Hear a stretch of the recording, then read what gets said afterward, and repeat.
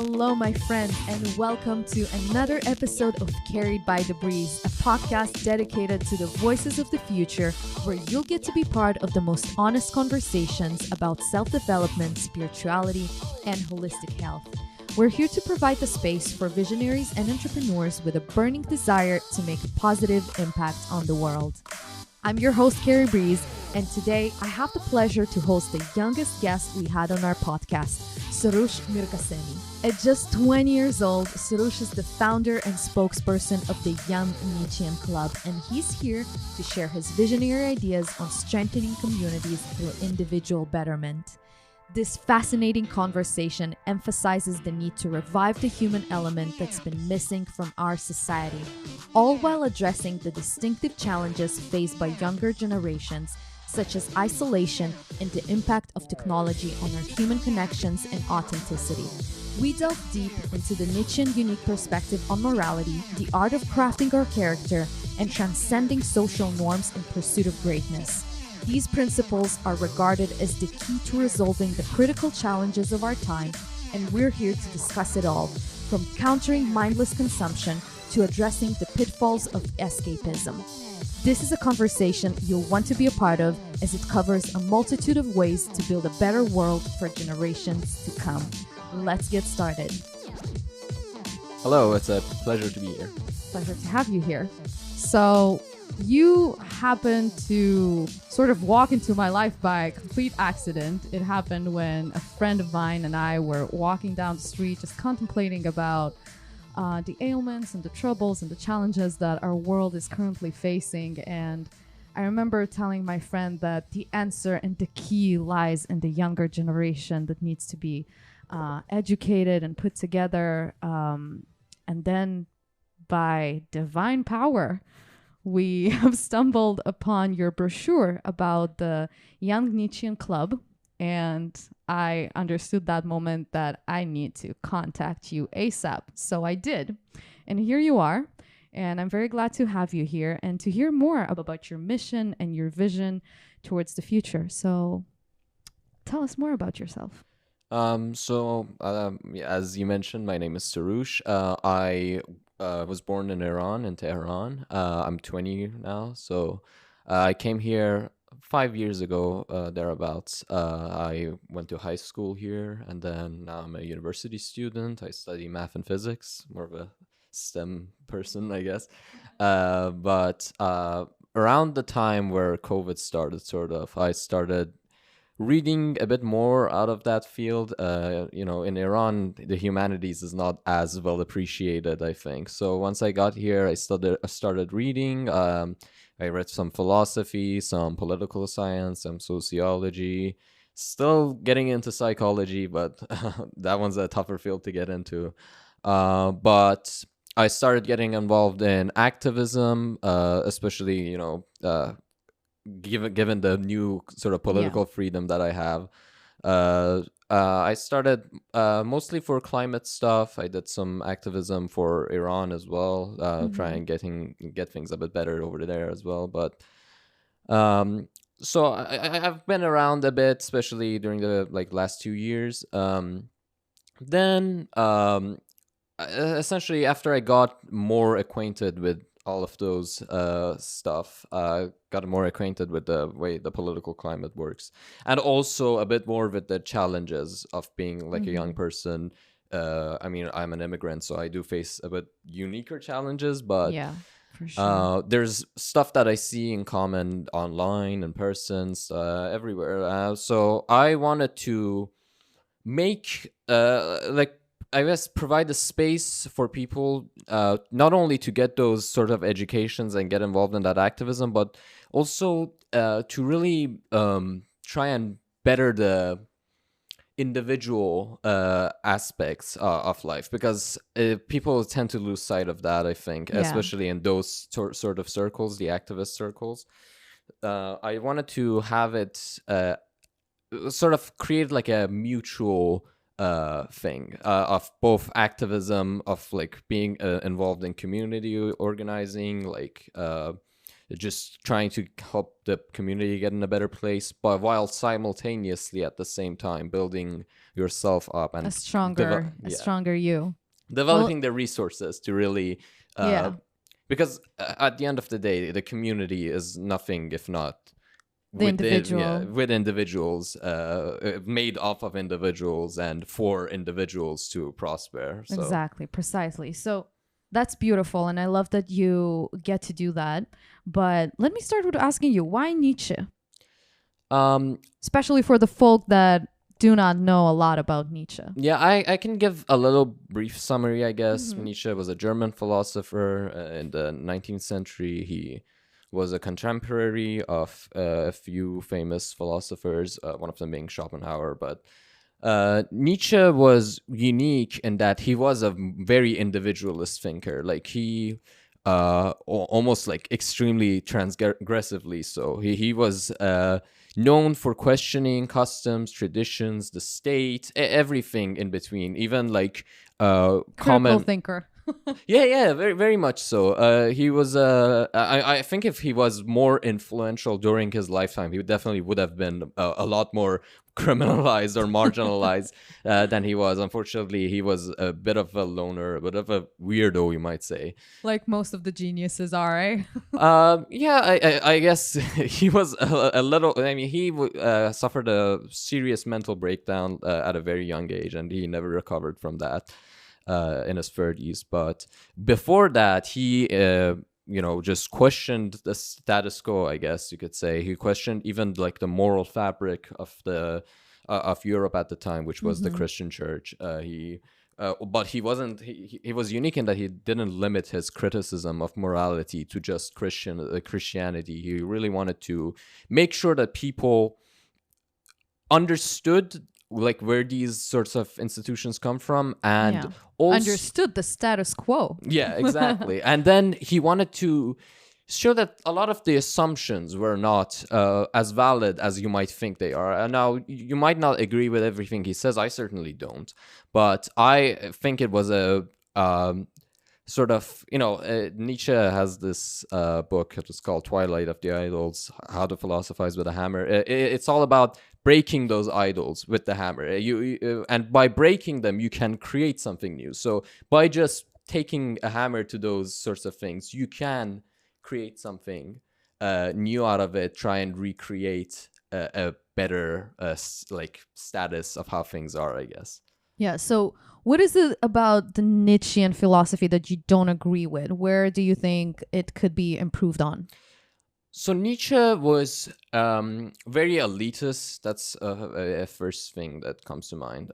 He really had it's Germany at the time where it's like right near where the modern Germany was not even a country back then. Until it was Prussia and Austria and the rest of the sort of Bavaria, other provinces, and then it was recently reunified into the First German Empire.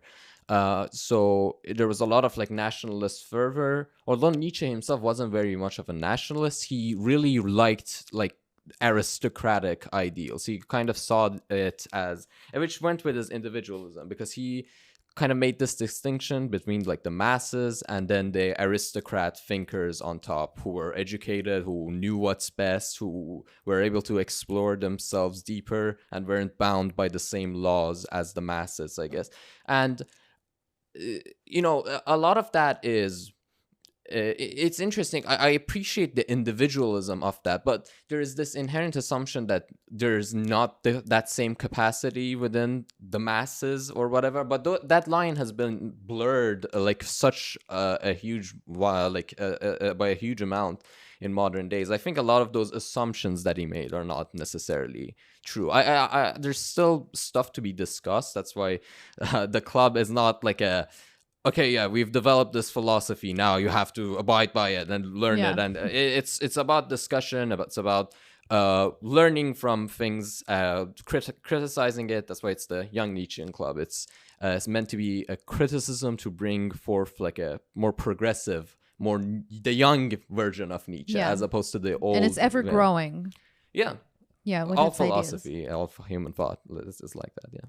So one thing that I love about Nietzsche, it's his idea, his concept of the Übermensch. Mm. I'm guessing that you know about Yeah. it, you read about it. So the Übermensch is the overmen, representing individuals who transcend societal norms and values to create their own moral code. Can you tell me a little bit more about that? Because basically, it is self-development. It is the betterment of the self of the individual in order to transcend and become better. So, yeah. Yeah, it's actually very fascinating. Nietzsche, after World War II and after Nazi Germany, Nietzsche was not very popular because his sister, who was like a huge anti-Semite, even though Nietzsche himself was not anti-Semitic, he in fact broke up his relationship with his friend Wagner for his anti-Semitism. He mentions it in Nietzsche contra Wagner, which is his other work. But his sister really tried to use his writing as a justification for her sort of insane bullshit. I'm gonna say just very plainly, but the Nietzschean idea of the overman, it roots back to his theory on how morality itself evolved, especially the Christian moral framework, and it's all about keep it brief, it was like there's this moral construct. It's called master morality. It was sort of the ruling moral idea of mostly. He makes the example of the Roman Empire, but it's meant to be the moral ideal of all the like ancient empires. And that moral ideal has a dichotomy between good and bad. So good is power, is stuff that makes you powerful, knowledge, influence, stuff like that, and also virility. Even he really has a emphasis on that as well. And then bad is the opposite of that. It's weakness, it's meekness, it's even like cunning, I guess you could say, like stuff that's not very direct. The stuff that's that not authentic and straightforward. Authentic has other implications, but yeah, I guess you could say it's not. It's two-faced, I guess you could say. And under that moral framework, the masters would have been the rulers and the citizens of Rome and whatever, and then the slaves would have been those under there were literal slaves back then, so it would have been them. And then essentially what happens in Nietzsche's idea is that moral order gets subverted by the people who are oppressed by that system, because they couldn't gain power for themselves. What they ended up doing is reversing the moral dichotomy, and good became meekness, became humility, being humble, stuff that's and that's like the Christian moral order. And then the good in the previous incarnation became evil, being domineering, being wanting strength. But this is where a lot of people get it wrong. Nietzsche's argument isn't to go back to master morality. His idea is that master morality is better because it's more nurturing to human nature, to seek power, to it's like it rewards fundamental drives of human behavior, but it's also it inevitably gives birth to slave morality. But this idea of the Übermensch is someone who is neither master nor slave. He creates the new moral order where, sort of moral order in that it's no order. It's like an anarchy of sorts of morality. And now that sort of stuff is nuanced, and I don't necessarily agree with every part of it. I don't agree that we should I am an anti-realist in terms of morality. I don't believe it's literally like a metaphysical thing that exists. I think it's human laws and conventions. But I'm also not the type of to be a relativist and be like, okay, then whatever behavior is fine as long as you believe it's fine.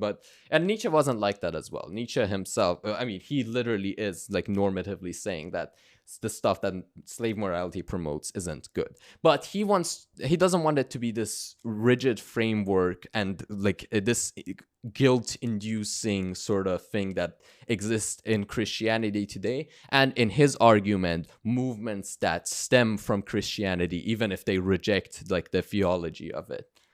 Yeah. But yeah, that's the Overman essentially.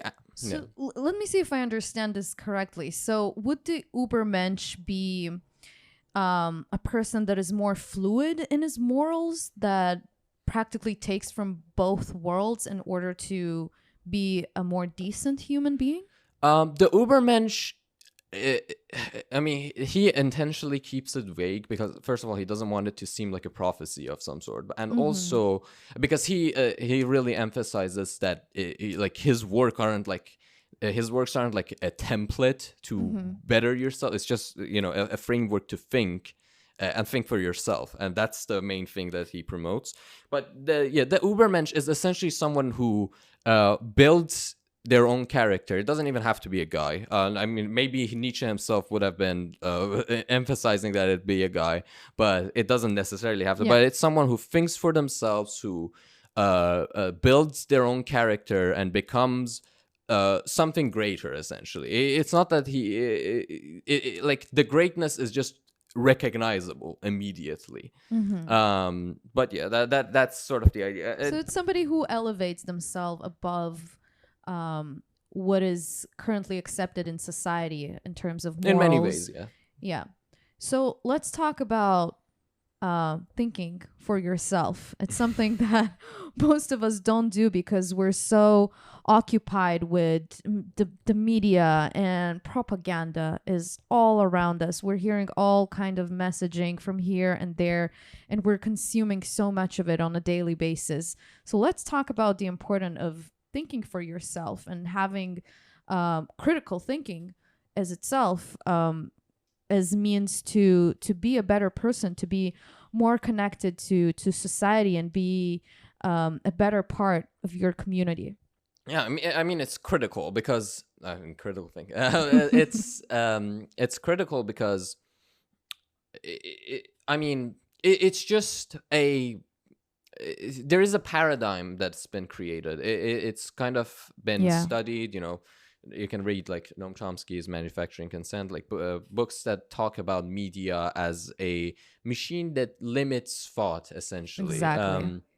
And I think like the way the world is going today, it really shows that what the allowable sort of range of thought that's been in public discourse, it's not enough to address the problems that we have today with climate change, with all these wars happening everywhere. And I don't think any modern like sort of school of thought necessarily has the correct answers. I consider myself more on the left. I do advocate for stuff that's traditionally seen as like goals within like left-wing political philosophy, but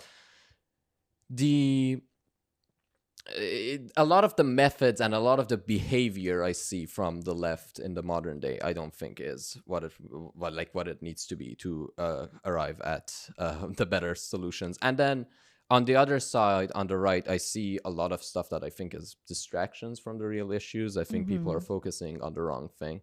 But I mean, fundamentally, the problems are identifiable, I think, by most people. The methods to get there is just not, I guess, allowed in any ways within the public discourse. There's a lot of we have cast a mold for ourselves, and we really don't want to get out of it because it would require too much action, less talking.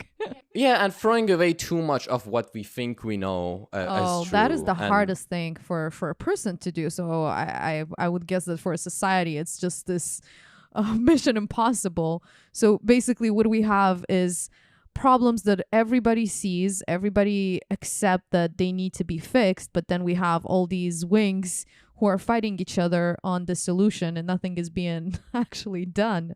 So you, as a young person that is just looking at the world and how everything is unfolding in front of you, what do you feel about it? Like, where is it that you think that we're failing as a society?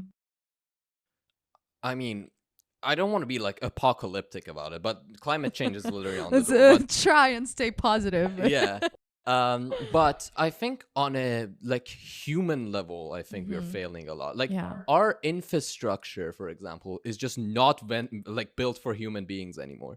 A lot of the social spaces that used to be like you know you would go and meet people, third places they call them in sociology. Mhm. A lot of that's just completely gone. Yeah. Um, like We're more base isolated than ever. Yeah, for sure. And everything is just built for cars and machines, and nothing is built for human use, and there are no places for social interaction. So, at those fundamental aspects of being a human, like interacting with others, interacting, I guess, with ourselves, even, there's so much. I mean, and this is going to sound weird, but there's just so much clutter that it just Yes. prevents us from at all even like doing internal dialogue properly. Oh, for sure. And then I think there's an over reliance on escapism because the modern world is not going Mhm. exactly very well. No, So don't deal with reality. Just look at this TikTok. Look at it. yeah, Look at them exactly. Yeah. kitties. Yeah. And it's because it's kind of part of human psychology. It's just so easy to get into those loops. So that's the individual thing we want to fix, and then the infrastructure and the political stuff that's all the political goals that we have to fix. And it's all about getting people connected, building systems that are properly conducive to human life.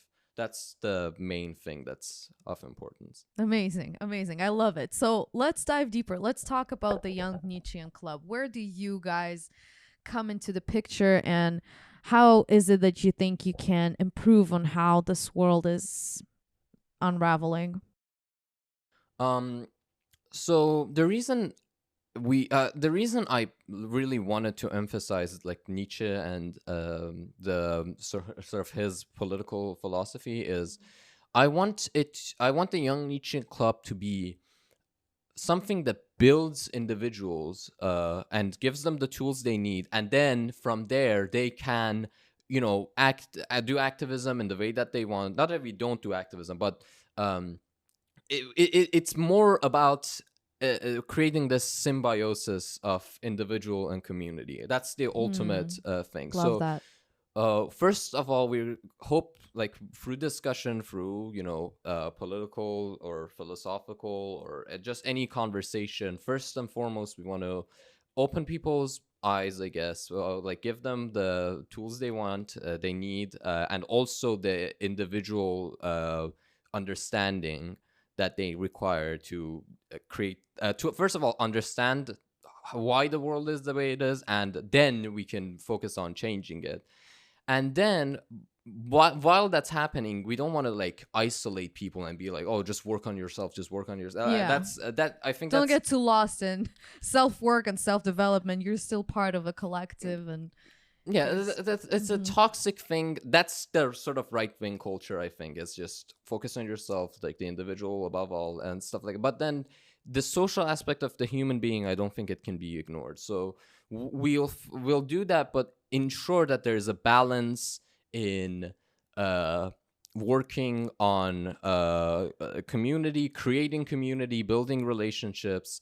So it's not just the individual, but it's also not just community, because this is like Nietzsche's idea of Nietzsche actually has a very interesting thing, because he really despises charity in many ways. He thinks it's rooted in pity, Huh. and I I didn't know that about him. yeah, That's interesting.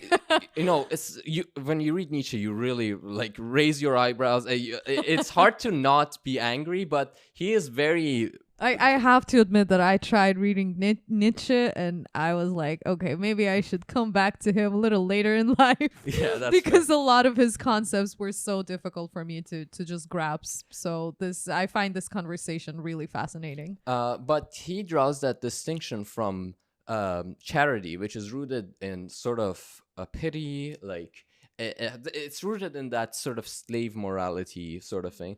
And then he talks about magnanimity, like magnanimity, yeah, Yeah. Okay. which he sees as this. tendency of um,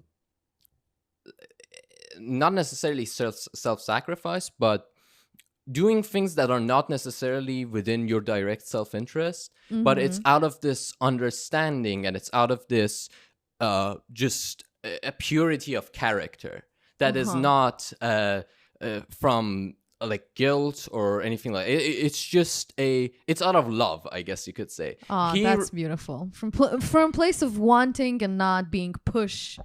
In many ways, yeah. Because Nietzsche really emphasizes that sort of passion, love, I guess you could say. And yeah, it's even he is not this like anti-communitarian, like just egoist. He would probably reject those labels, I would say. But yeah, I mean, I also don't want to emphasize that this is not it's not the Nietzsche's great club necessarily. We're not like gonna like quote Nietzsche in every speech or anything like that. It's just a place to draw inspiration, I guess. Okay, so do you guys have some kind of credo that you created around Nietzschean ideas? Let's talk about that. Like, yeah, it is still a work in progress, but the main thing is, I guess, just living well as a person, and then living well together as a society. That's kind of the main thing. It sounds a bit like broad, I guess, but I mean, that is ultimately the fundamental needs of human beings, is just to live and love prosper and as an individual. I guess you could say live long and prosper. That's that's the so copyrighted creed. Yeah, so you're basically talking about community-based movement that focuses both on the individual and his place in the community, on how he could better the world around him. So I remember on our first conversation, we talked about a skill sharing community. Can you tell us more about that? Yeah. So right now our resources are limited on the activism side. So we right now we do like events for like learning and conversations and stuff like that, but I really want us to get more into the community building stuff. One of the ideas that we had is a sort of members skill sharing sort of round table, circle, whatever, where we out of like volunteering, we select one skill. It's not necessarily like the hugest thing, because obviously some stuff is way too specialized for something like this, but there's stuff that I think is very valuable skills that people learn and that can be taught fairly easily by the person who knows how to communicate them. So it helps the person obviously build the skills to communicate those skills, and then other people can partake in getting that. Like, for example, one thing that's very simple, you could say like, I don't know, I do soldering, for example. I do some microelectronic repair and stuff like that. And that's something that I think is fairly simple. I think I can teach it to people pretty easily. And I do have the equipment for it. I can, if I, for example, got provided a space, I can easily share that sort of skill. And there's stuff that I want to learn. I want to learn a bit more about writing. I want to learn a bit more about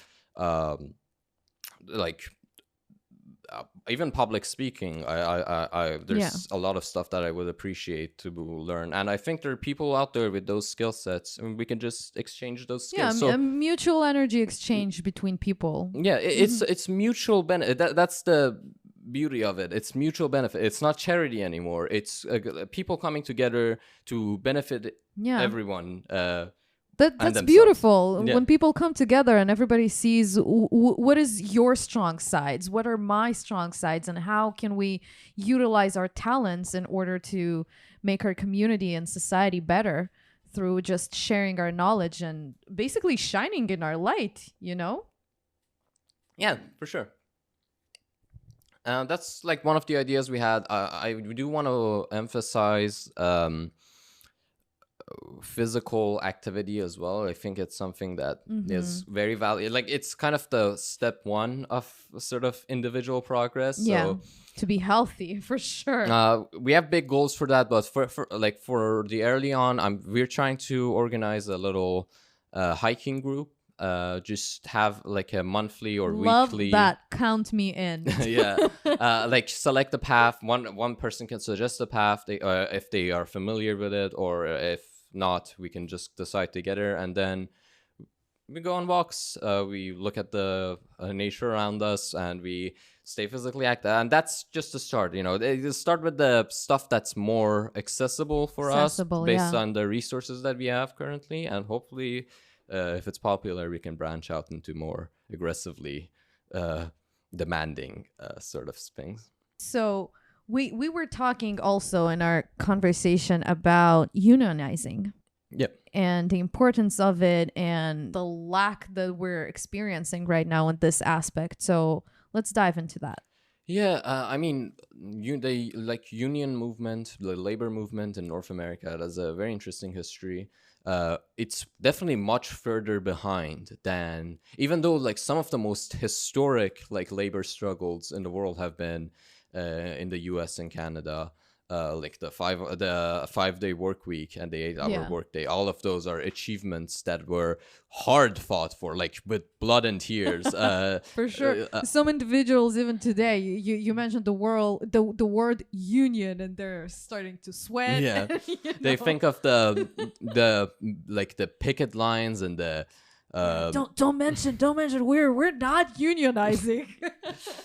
but I think it's I mean, we see how well it works in Europe. Like a lot of these European countries, I see people point out and say, "Oh, why do we need a minimum wage? Like Sweden doesn't have a minimum wage and they get paid very well." And it's like, well, yeah, but that country is like 85% unionized. Like 85% of every workplace is unionized, and Power in the masses. it's the ultimate form of that because I mean, these are the people who are doing the work. These are the people who build everything. Build the famous song goes, they build the factories, they dug the main mine shafts, but because it's their work, they have every right to work among themselves. Because it's funny, because the workplace is all dependent on a well-ticked, like well-oiled machine of cooperation between the workers, but then cooperation in terms of their like interests is demonized, and that's ridiculous, because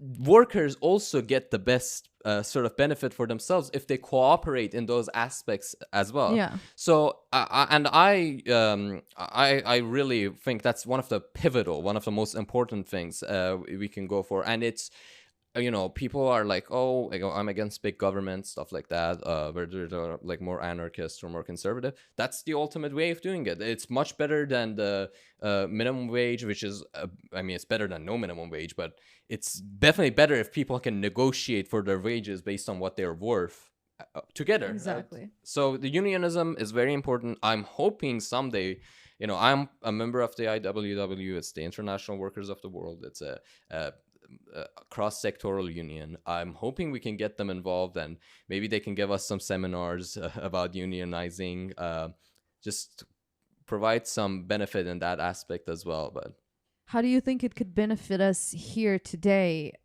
just unionizing? well, one of the main things, I mean, obviously the money is a pretty big deal. Like people's wages are like, real wages are declining because inflation is so high. People's buying power is like lowering every day. And at the end of the day, money is required for us to live. It's a requirement in the modern day. But it's so much more than that, I think. One of the biggest things is just having a say over your workplace. Our workplace is where we spend 1/3 or even sometimes half our day For in. sure. And Most of our lives. yeah, it's the most directly consequential to our lives. And the way traditional workplaces are structured, people have no say. It's tyrannical in a way. Yes. It's autocratic to the nth degree. So unions are one arm of building a more democratic structure by giving the people who work in the workplace a say in how it's run, in uh, how their work is structured, their work hours, their schedules, their shifts, stuff like that. I think those are fundamental rights that are like trampled over today, and with the help of unions, we can regain some of those rights. So basically taking the power away from the machine and giving it back to the people so they can decide how their life is going to look, basically. Still being part of a workforce and driving the world forward, but having much more control over how their daily life looks. Yeah, and there's also other stuff threatening work, like the we saw in the Hollywood strikes with the SAG-AFTRA. It's the threat of like machine learning replacing writers. AI is coming for all of us. Yeah, so that sort of stuff, and because it's not even just about the workers, it's about like consumers as well, because that sort of thing, that sort of process of this, just the machine that just churns out new materials, stuff like that, that's not what people want. That's not what I think media has. I think our people's appreciation of media has declined a lot more. Um, that after it has been corporatized, I think it's not seen as much about as an art as it should be. That's another part of us like being atomized and losing our sort of sense of community. Is just it's not seen as art, it's not seen as communication, it's not as appreciated if it has a message, if it how that message is delivered. um but yeah, I think it all cycles back into each other. That's why it's connected. That's because even if you live your best life, make a shit ton of money, like I don't know, live in like the best luxury apartment, eat the best meals, like do whatever, but then there is just no human connection, there is nothing of the sort. You're a slave to that cycle anyway. Yeah, it just becomes this routine that, and people get used to that sort of stuff. The stuff that is ultimately meaningful is, I think, that connection and the power, essentially the power in shaping your surroundings and shaping your social. I don't think that's something that can be taken, that drive, the will to power, what Nietzsche would say. I don't think that's something that can be just taken away from the individual. It's ultimately something that will reassert itself as a force. I think that's the illusion of consumerism, that all of us, we think that by consuming more and having more and working more towards having more, it's an illusion, because we think that we're consuming whatever the machine produces, but by the end of it, we're just batteries for the machine. Yeah, I think restoring a lot more individual labor, like I think restoring a lot more artisanship is very important, as opposed to just buying the new iPhone every time and then throwing it away and then buying a new one. And what's interesting is that a lot of our character, a lot of our personality has become this essentially what we have become, what we consume in a lot of ways. A lot of the way we identify is about what we consume, and I think that's a bit destructive. There's definitely better ways to create that sense of self than that. Yeah. So what I love about connecting to younger generations is the fact that you're not in the race yet. Yeah. You could still look forward and see what you're about to step into, and being a critical thinker, I bet you see all of that and you go like, no, stop the horses, I want out. So we've been talking about that it's time to start building a new future, and rebuilding the missing human element that we've lost through consumerism, through the machine being as big and terrible as it is. So when you look at the future and how rapidly the world is shifting and changing, and technologies and everything around you, like what scares you the most about growing up into that? Yeah, I mean, the scariest thing really is just it's just the isolation. I think like as much as it's fearful, like I mean, there's much like horrid stuff happening in the world today, Yeah. but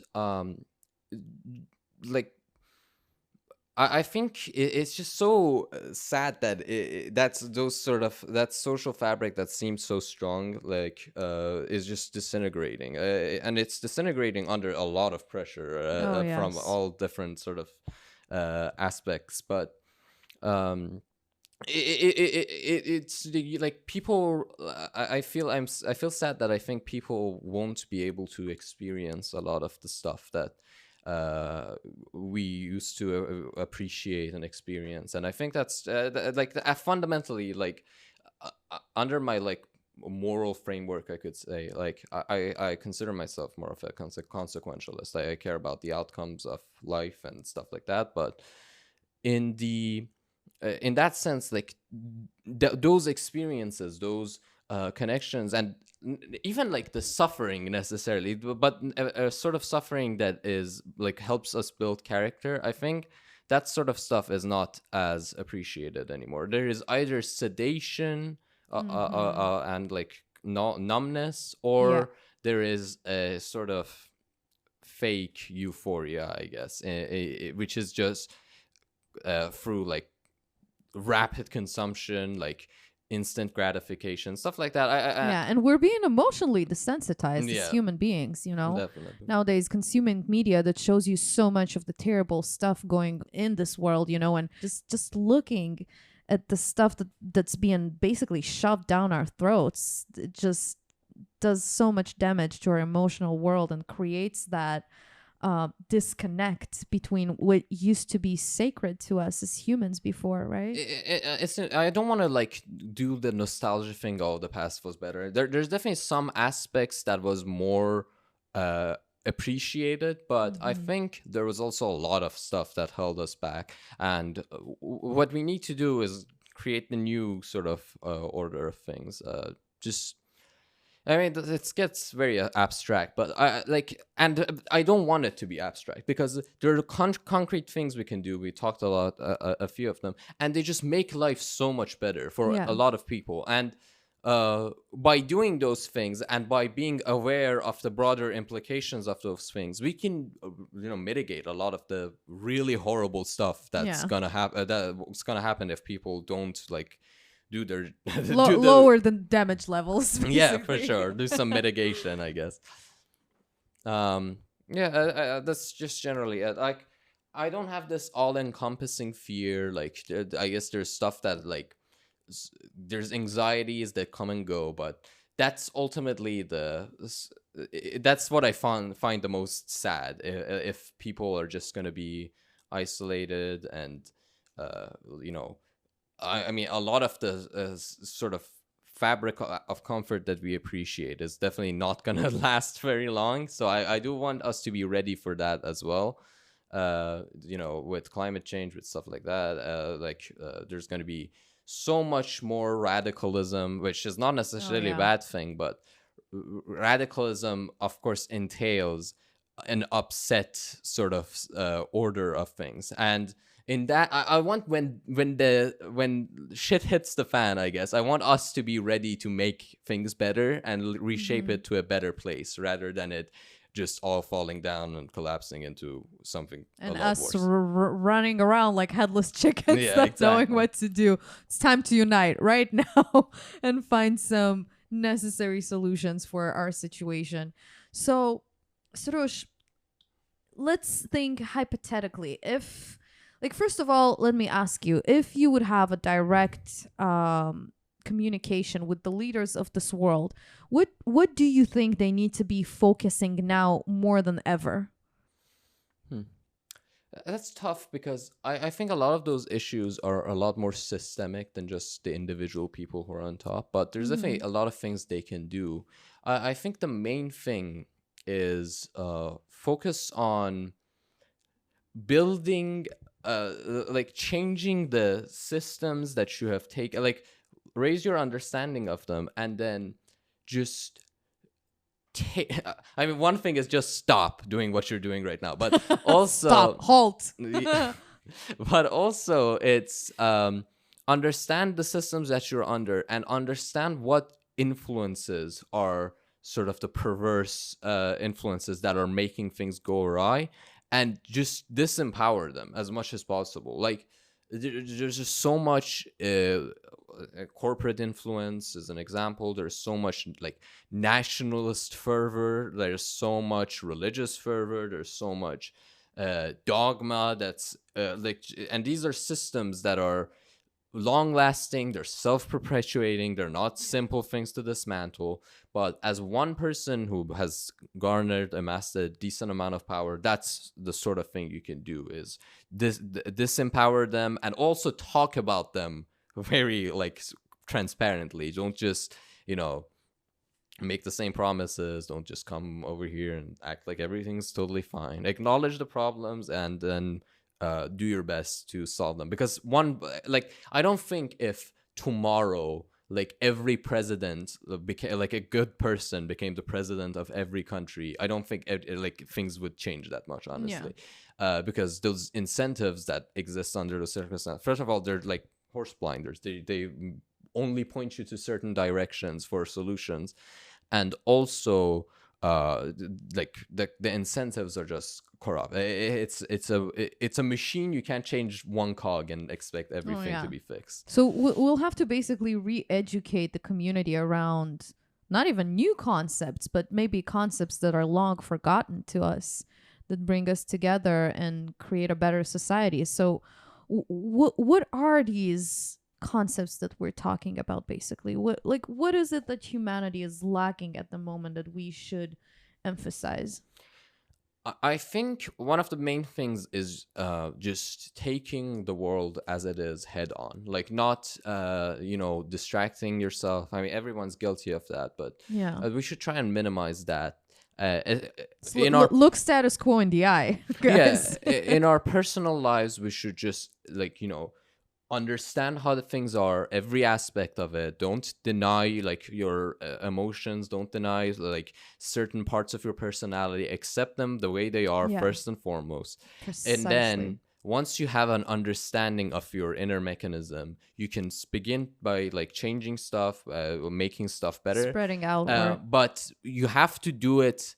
You shouldn't do the slave morality thing of, oh well, I have this aspect of myself, I think it's bad now, but I guess it's actually good, and then just erase, convenient. Erase the title of the question, expect it to be gone. Accept the problems and then work on fixing them without guilt, without stuff like that. And then that same principle can be applied to like the world as a whole. But one thing I want to emphasize is look at things systemically and don't essentialize. Don't say, oh, this is the way it is because that's just how the way it is. Look more deeply into ask questions. Look more deeply into the institutions that take such huge parts of your life, that occupy so much of your life, and look into the incentives, look into the interests. Who is it benefiting? Who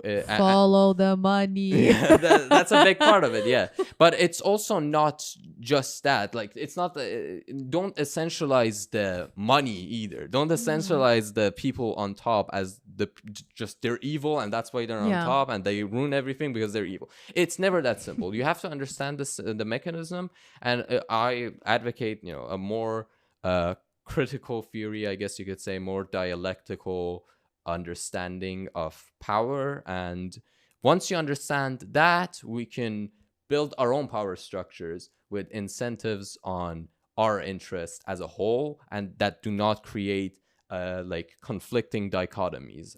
We create structures like the mutual aid structures that are beneficial to everyone and do not create conflicting interests. And by expanding those sorts of systems, that's how we can bring about real change.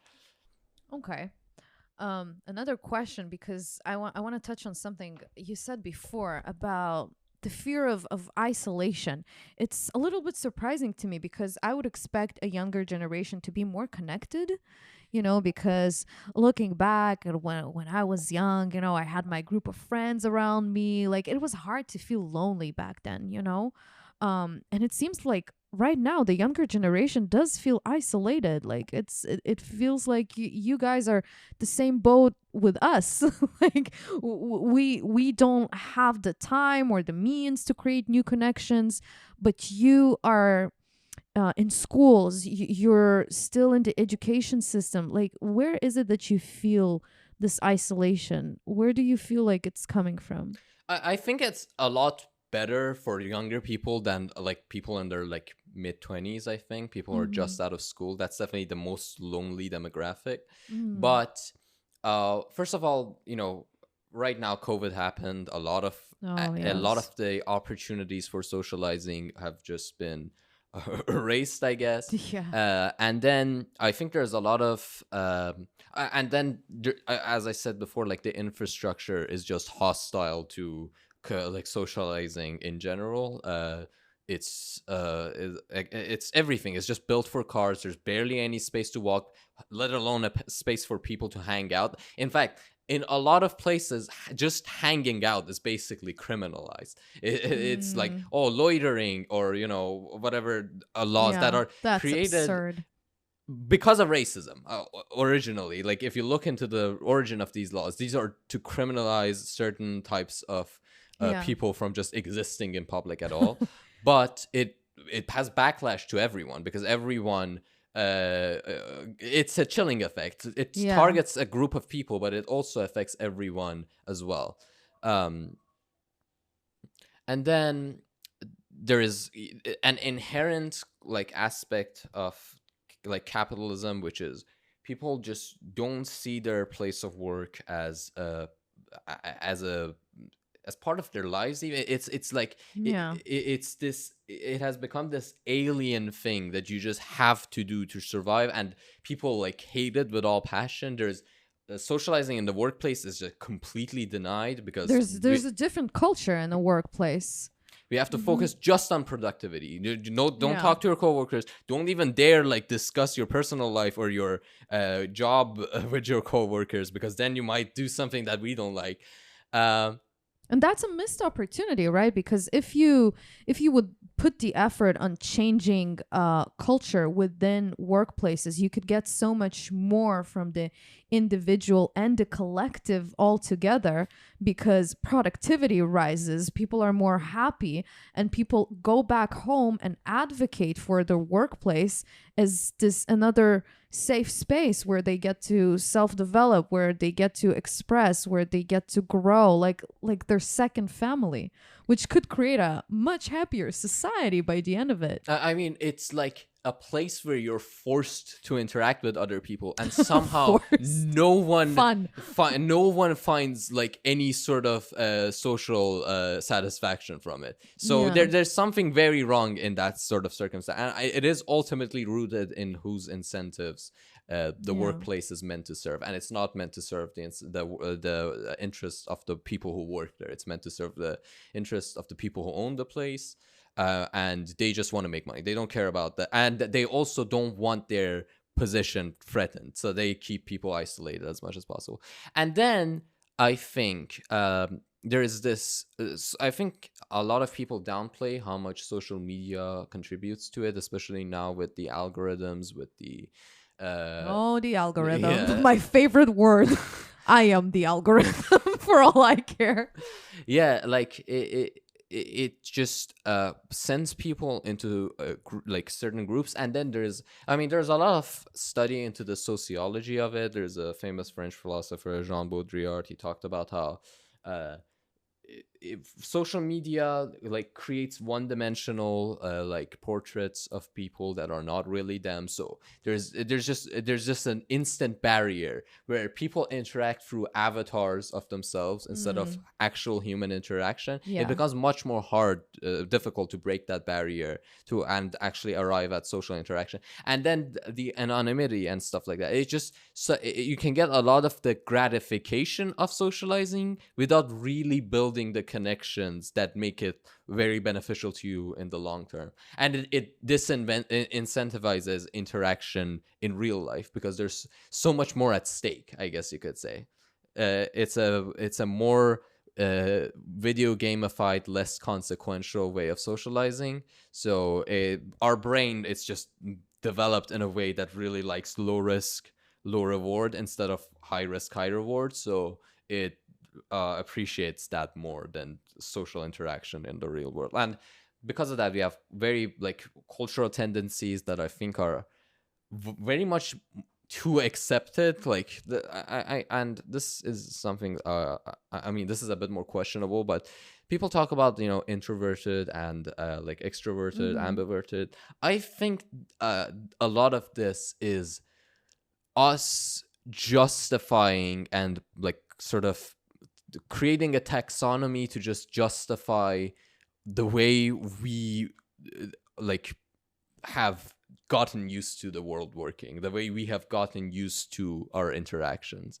I think, and this is like, if you read a little bit of Foucault, he talks about this pathologizing of like personality and creating it into this sort of psychological fabric of illnesses, and all of that is also based on the structure of power and what like I mean, I don't want to get too much into this, but he talks about how some people, like a person who might be considered crazy today, like the way their behavior is considered crazy and they're ostracized because of it, might have been before the like the pathologized fabric that we have created, might have been the most fascinating person in the village, the guy who everyone went to talk to because they had so many out there ideas, or they thought in such a unique way. And then under today, it gets like categorized into this thing. I think the best example of it is autism. I think autism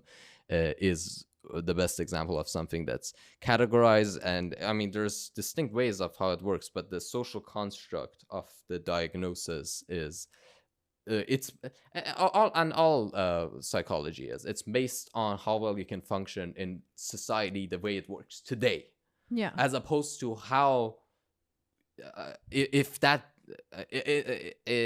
I wonder if it's better to question if, is society better the way it is, or is the fact that so many people fall into the dysfunctional sort of mind space under this circumstance, that it's society that needs to change, not these individuals who need to change to conform to society the way it is today. But these are like broader conversations, and they're much more nuanced. I'm not a psychologist. I don't know enough about it to and I would love to discuss it with psychologists, but that's it's there's this pathologizing of behavior, there is this categorization, this justification of, I think, not very beneficial behavior in a lot of ways. So So we have two sides of the same coin, right? First of all, to circle back to what you said before about accepting ourselves, but then if you're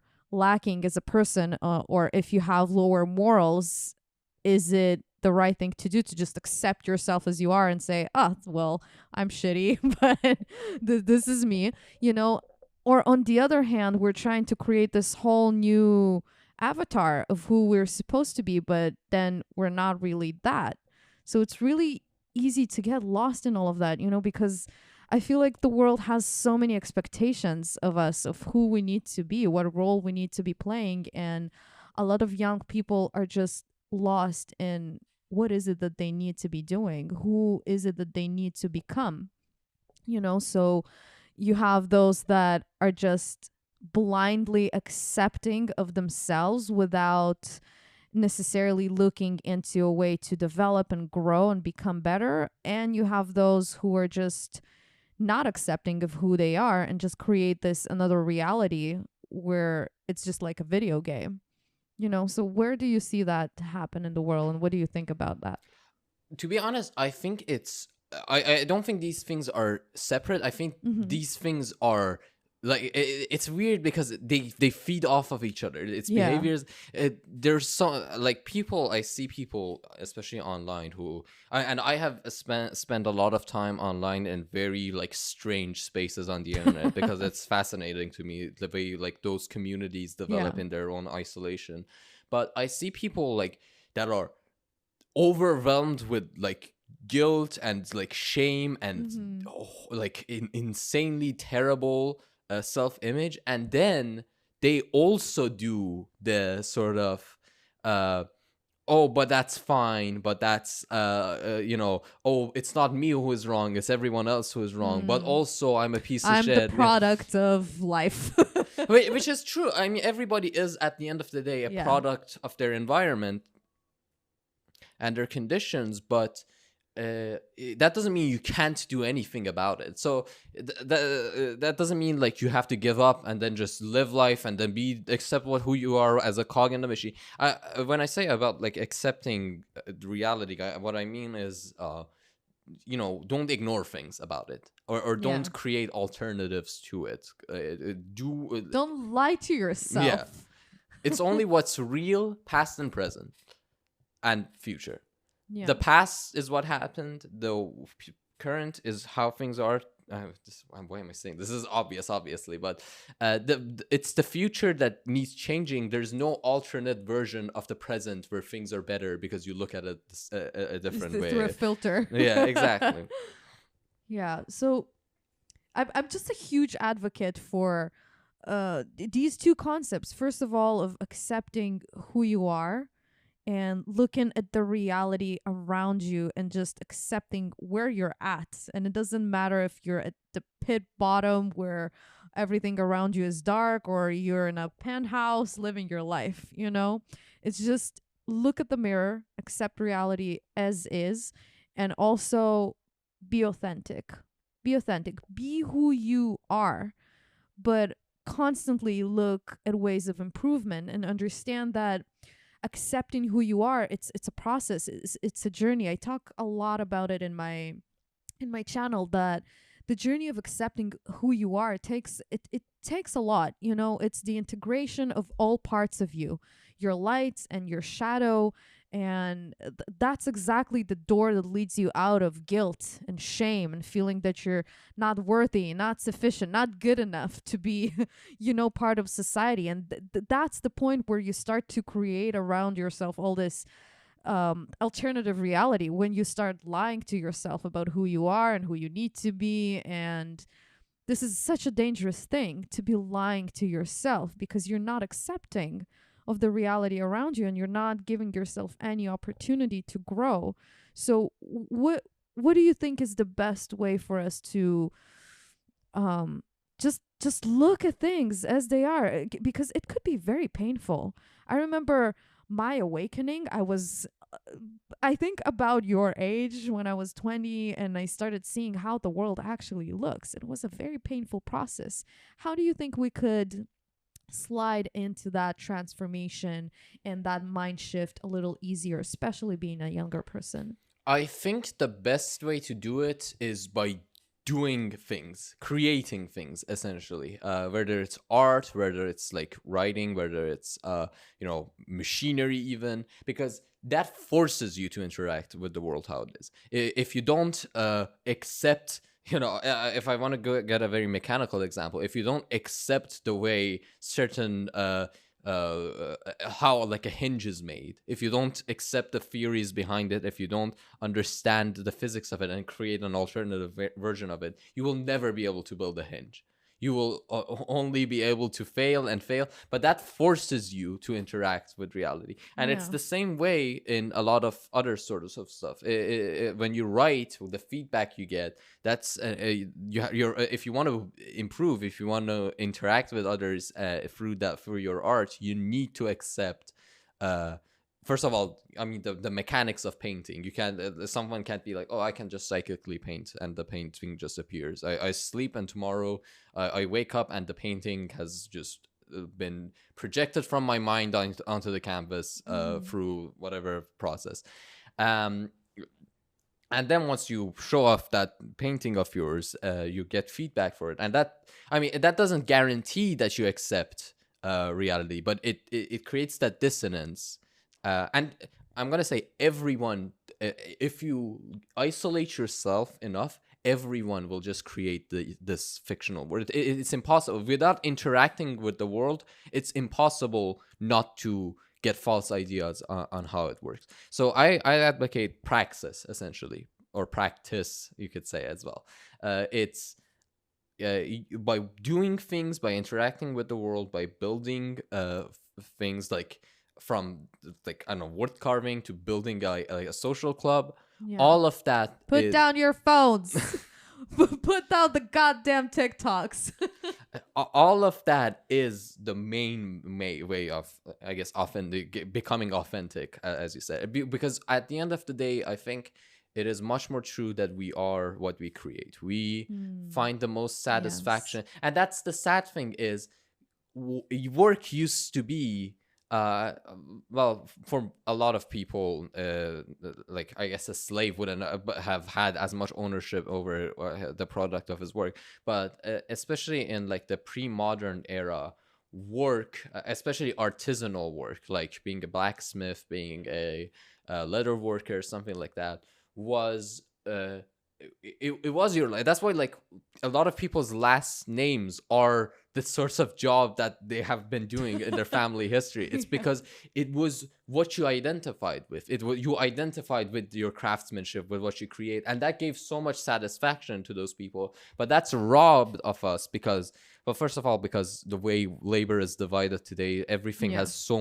many parts going into it. But that's not just it, because if we, for example, had a sense of community in our workplace, we would accept ourselves as a part of that production process. We were the expert on that one specific thing. We helped out in that one specific sort of sector, and we would see ourselves in the output of that work. That's why a lot of people, that's why, like, this sort of dream, the aspiration is to start your own business, because then when you do something like that, you gain this sense of dignity through creating something. Oh, but I love that. Then most people don't get that opportunity because the way society is structured, it requires that underclass of just people who perform a meaningless labor, as in it has no meaning to them as a part of their character. No passion. Yeah. So I love it that you said that we need to develop, maybe I'm using the wrong idea around it, but develop some kind of mastery, and really start creating something with your own hands. I feel like it will affect so many other things in your life. First of all, it will really develop your sensitivity as a person, because you will be in charge of so many processes that happen within the creation of what you're putting out there in the world. And it's so important nowadays to be connected to your sensitivity, to your senses, to your feelings as a person. I feel like society nowadays is, like I said before, we're so desensitized. I feel like we're taking away, into the slumber of the media and all of that, away from what makes us human. So it is very important to start creating something with your own hands. I love the fact that you created the Nietzschean Club, and I want to circle back to that, and talk a little bit about that. This space that you have created, who would you say is the perfect target audience for that club? That's a good question. Actually, one of the main people I wanted to appeal to, I wanted to be very diverse, and like I wanted to be some place where everyone can appreciate what comes out of it. But one like demographic that I did want to appeal to especially was young men, like young men, just that. Because I mean, you mentioned like sensitivity and stuff. Our socialization as men is instantly a huge like disadvantage when it comes to being sensitive or Yeah, for sure. having an appreciation for feelings or emotions. It's just antagonized in the masculine Yes. experience. And Portrayed as poison masculinity, yeah, exactly. toxic. Which is funny because I mean, let's go back to Nietzsche, for example. Hmm. Nietzsche, he was the, I mean, Ubermensch. You say it's the overman. He really appreciated masculinity in a lot of ways. I mean, sometimes to his detriment, but uh, even then, he wasn't like, oh yeah, he hated stoicism. He hated this idea of just being this unreactive, caring sort of stone statue. He I mean, he argued for a more like sort of Greek understanding of emotions, where passion, strong emotion is masculine. That's kind of Mm. the Greek sort of I understanding. Love that. Yeah, and I think that's appreciable, and I think that's something that can be very productive, especially because the way traditional gender is being challenged in the modern day. I mean, there's the reactionary aspect of, oh, return with a V, just go back to the way things were because people were more comfortable back then. But it's an opportunity for a real sort of liberation that can, we can let go of a lot of those toxic elements and create this new sort of thing, a new masculinity in a lot of ways. That's not, I mean, people talk about new male, and that's like a derogatory thing, but it doesn't have to be this. It doesn't have to be like feminization, I guess. A lot of Hmm. people think about it like that, but not that there's anything wrong with being feminine. It's just the way we're brought up. A lot of men we do aspire to be masculine, and I don't think there's anything wrong with that, as long as it's in a healthy way, a healthy sort of masculinity that I think a lot of people can come to appreciate. And at the end of the day, again, it comes back to the don't essentialize thing. By understanding a lot of those social forces that I hope to help expound on, by understanding a lot of those social forces, uh, we can also change the system of the social construct of gender in a way that's more productive for human beings and doesn't cause as much anguish as it does in the world today. But yeah. So I really want to finish this episode with a call to action for the young men that are listening to us. So the Young Nietzschean Club, what would they expect to find there if they want to join you guys? um I'm hoping everyone who joins, I'm hoping that there's a lot of uh I'm hoping that there's a lot of like challenging your own expectations, like I want open-mindedness. That's what I will say, because when I read Nietzsche, I was offended. I was genuinely offended by a lot of the sort of ideas that he put forward, and I do want that. I think that's the first step, is to come and be like confronted with very stuff that shakes you to your core, I guess, to some degree. That's Um, very healthy for you. yeah, and then from then we can help build. First of all, we can help understand the systems that have arrived us at the place we are today, Yeah. and like I think. It's not appreciated. Like people like make fun. Oh, you have a gender studies degree or some shit like that. It's very much like demean, but there's so much beautiful stuff that you can learn about human psychology in Oh, for that sort of sure. thing.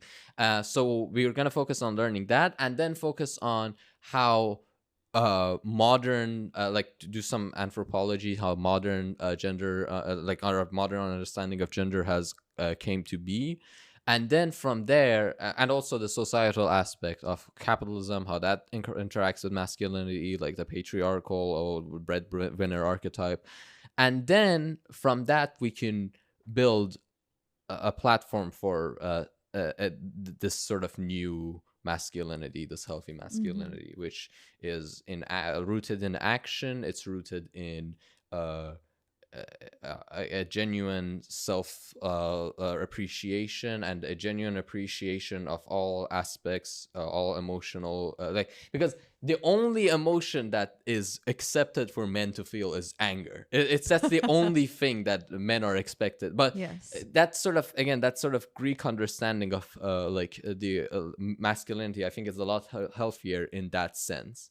But I don't want to. This is not a boys' club by any means. I really want to appeal to women as well, and I want to ensure that it's, a fair, equitable. Like, again, don't essentialize. Everyone's a person. Everyone's an individual, but they have their own experiences. They have unique ways that they have interacted with society, the systems of society.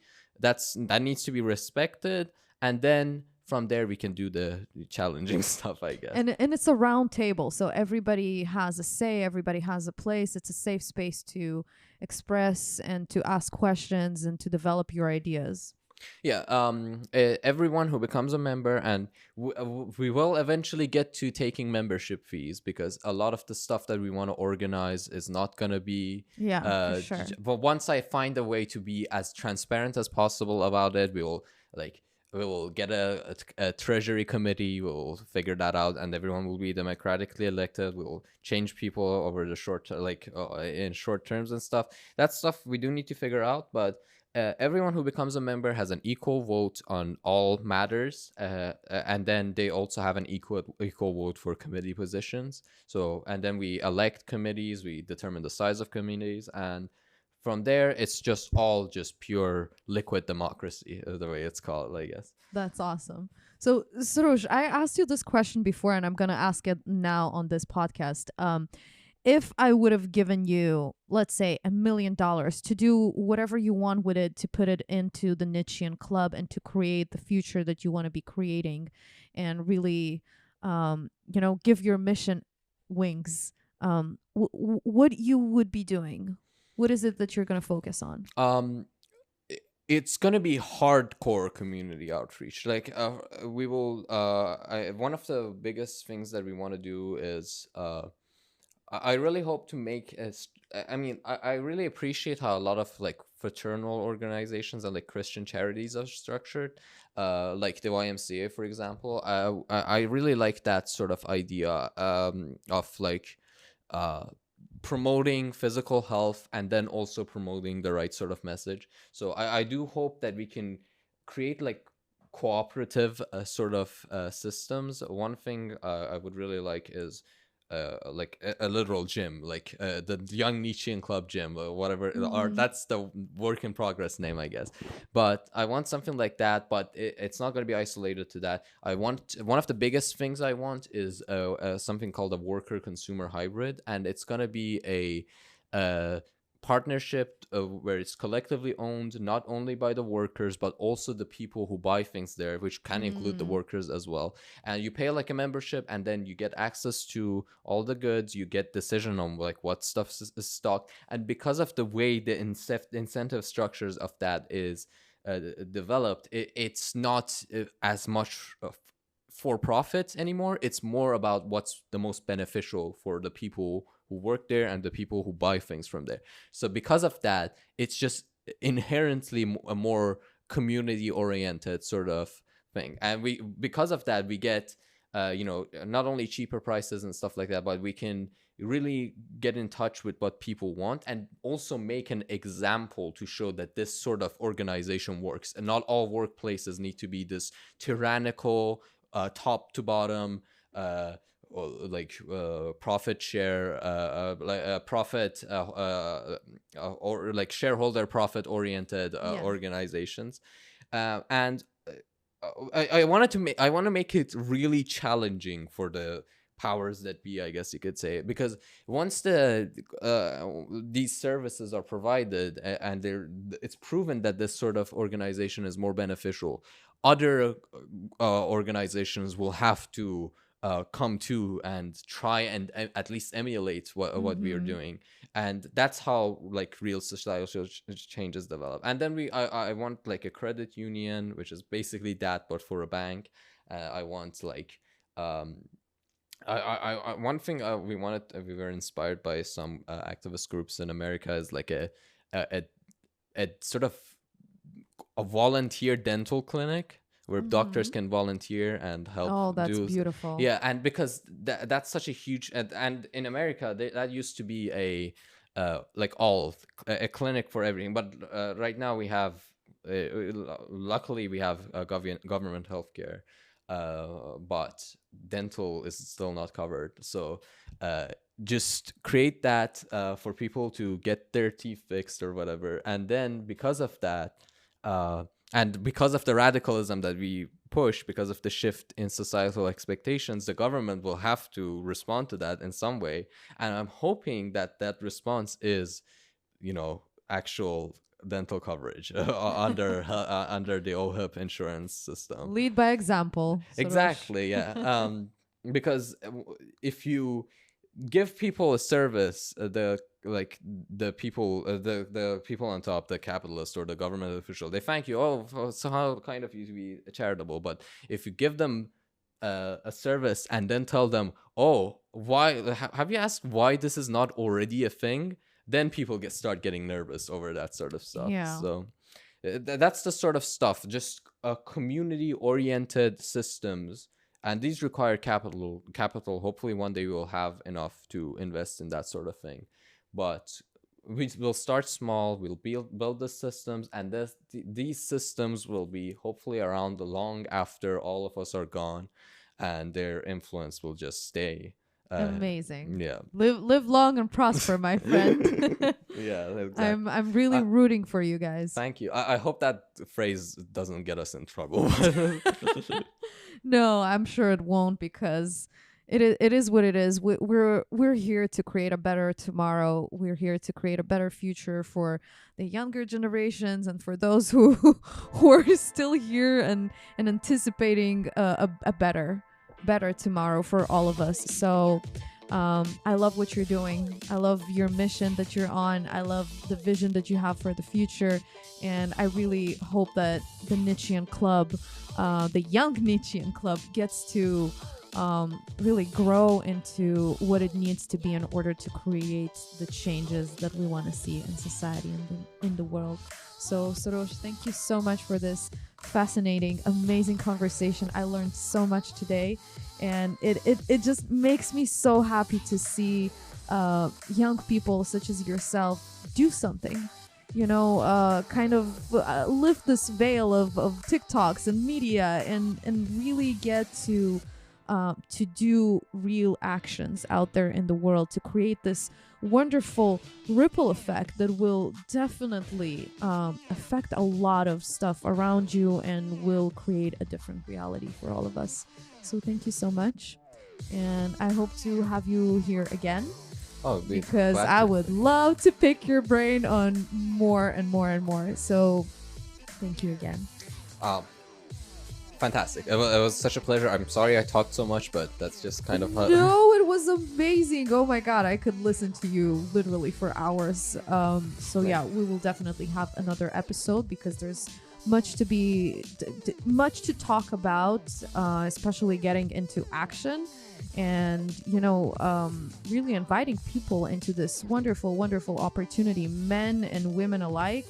If you want to join the Young Nietzschean Club and learn about how the system works, instead of reading all the books and feeling lost and consuming media and listening to everything the TV tells you, here's an opportunity to get together with real people, young people who have their eyes wide open to what is happening around them, and it's truly inspiring. So yeah, I hope that people get the chance to use this opportunity and hop on board.